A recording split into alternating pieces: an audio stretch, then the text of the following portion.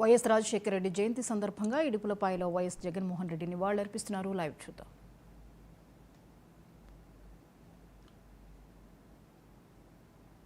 కొద్ది నిమిషములు శ్రద్ధగా ఆలకించాలని మనవి చేస్తున్నాను.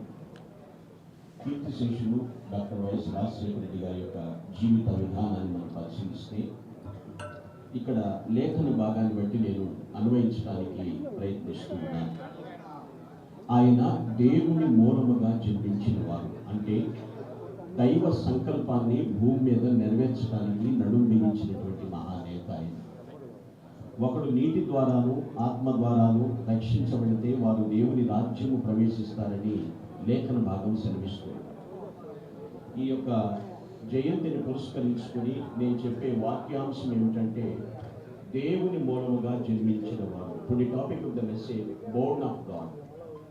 దైవ సంకల్పం ప్రకారంగా జీవించినటువంటి వారు. చాలా మంది చెప్తూ ఉంటారు, కోట్లాది జీవరాశుల్లో మానవ జన్మ చాలా ఉత్తమమైనది అంటూ ఉంటారు. అదే సందర్భంలో మానవుడు కారణ జన్ముడు అని కూడా మాట్లాడుతూ ఉంటారు. అయితే నిజముగా కారణ జన్ముడు అనేటువంటి మానవుడు తన జన్మకు ఏమి కారణం ఉందని గుర్తించి జీవించవలసిన ఆవశ్యకత ఎంతైనా ఉంది. చాలా మంది తన జన్మకు దేవుడు ఎందుకు నన్ను భూమి మీదకి తీసుకుని వచ్చాడు అనేటువంటి విధానాన్ని పరిశీలన చేసుకోవాలి.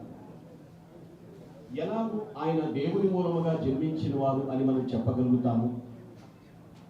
మహానేత జీవితంలో వారి యొక్క 60 ఏళ్ల జీవిత ప్రస్థానం అంతటిలో కూడా ఈ వాక్యంలో వ్రాయబడినటువంటి 4 అద్భుతమైనటువంటి లక్షణాలు వారు కలిగి జీవించారు. అందుకే వారిని దేవుని మూలముగా జన్మించిన వారిని సంబోధించడంలో నేను సందేహించుకోలేదు. Born of God, that means దేవుని మూలముగా జన్మించుట అంటే అక్కడ మొదటి వచనంలో రాయబడి ఉన్నది, రెండవ వచనంలో కూడా కలిపడుతున్నాడు, మనము దేవుణ్ణి ప్రేమించుచు. వారు దేవుని మూలముగా జన్మించిన వారు అనడానికి మొట్టమొదటి కారణం ఏమిటంటే first of all fullness of love. దేవుని ప్రేమ వారిలో సంపూర్ణంగా ఉంది. అంటే దేవుణ్ణి ప్రేమించిన వారు దేవుని ప్రజలను కూడా ప్రేమిస్తారు. ఆ ప్రేమ ఎటువంటిదంటే దేవుడు ఎలా ప్రేమించాడో అటువంటి ప్రేమను ఆ మహానేత జీవితంలో మనం చూడగలుగుతాం.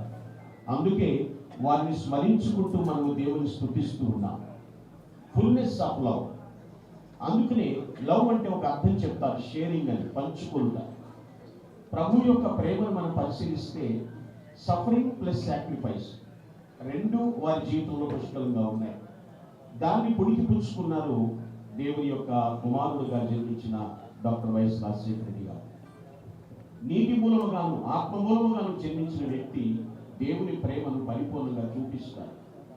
ఇంగ్లీష్లో కొటేషన్ ఉంటుంది, compassion puts love into the action అని. సానుభూతి అనేది ప్రేమను క్రియారూపంలో తీసుకొస్తుంది. ప్రేమను పెదవుల మీద పలకటం కాదు, కానీ వారు క్రియల్లో చూపించారు. అందుకనే ఆయనది బోర్న్ ఆఫ్ గాడ్, దేవుని మూలముగా జన్మించిన వ్యక్తి అని చెప్తున్నారు.